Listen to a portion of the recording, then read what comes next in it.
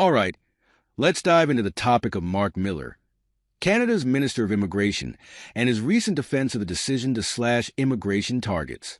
Yeah, it's definitely been a hot topic in the news lately, and there's a lot to unpack here. So, what's the reasoning behind this move? To start with, Miller argues that this reduction is not about closing the doors on newcomers, but rather about ensuring that Canada can properly integrate those who do arrive. I see what he's getting at. It's all about making sure that there's enough support in place for everyone. For instance, he points out that a slower influx of immigrants allows the government to focus on crucial areas like housing, healthcare, and job opportunities. Those are really important considerations. Now, think about it. If too many people come in at once, it can create a lot of pressure on the existing infrastructure, right? We're talking about basic services like schools, hospitals, and public transport.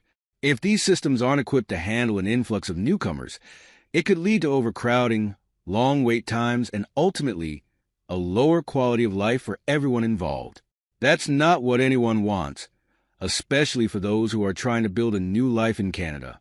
Miller emphasizes that the integration process is complex and takes time. It's not just a matter of welcoming people and hoping for the best. There needs to be a robust framework in place to help newcomers adjust.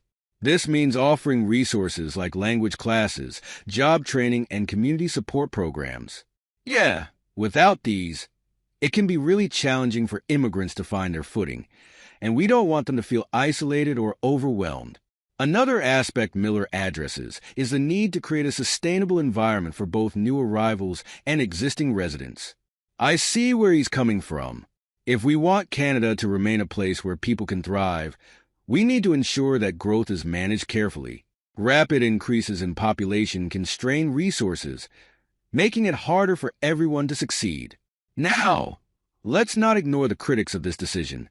There are many voices out there arguing that Canada actually needs to increase immigration to address some pressing issues, like an aging population and labor shortages. Yeah, that's a fair point. The reality is that many industries are struggling to find workers, and immigrants play a vital role in filling those gaps. Miller acknowledges this concern, but he believes that quality should take precedence over quantity. In essence, he argues that focusing on the quality of immigration allows for better outcomes.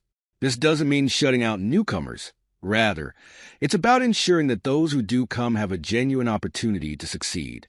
I see how that can lead to stronger communities in the long run. It's not just about numbers on a page. It's about real people and their potential contributions to society. Miller also highlights the importance of creating a welcoming environment for immigrants, right? He wants to ensure that Canada continues to be known as a friendly and inclusive nation. But to achieve this, we need to invest in the resources that facilitate successful integration. This means a commitment from both the government and the community to support newcomers as they settle in. So, what does this all mean for the future of immigration in Canada? Well, the conversation around these targets is ongoing and will likely evolve as the situation changes. It's essential to keep discussing the balance between welcoming immigrants and ensuring that communities can support them. Okay, that's a tricky balance, and it requires constant attention and adaptation. Ultimately, Miller's stance is about finding a middle ground. He recognizes the value that immigrants bring to Canada, while also acknowledging the challenges that come with rapid population growth. It's a complex issue, and one that demands thoughtful consideration from policymakers. Moreover, the debate around immigration targets reflects broader societal concerns about integration and community cohesion. It's not just about economics.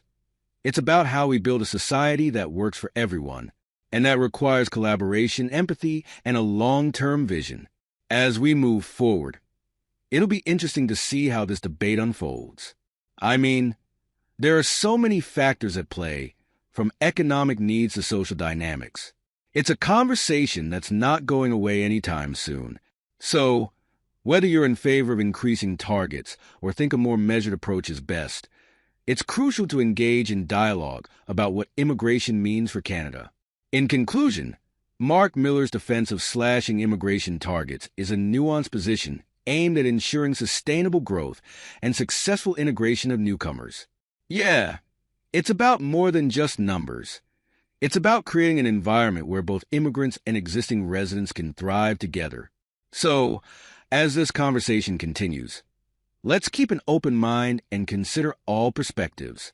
The future of Canada's immigration policy will impact many lives, and it's important that we get it right. Thanks for watching our video. Please hit the button and subscribe the channel.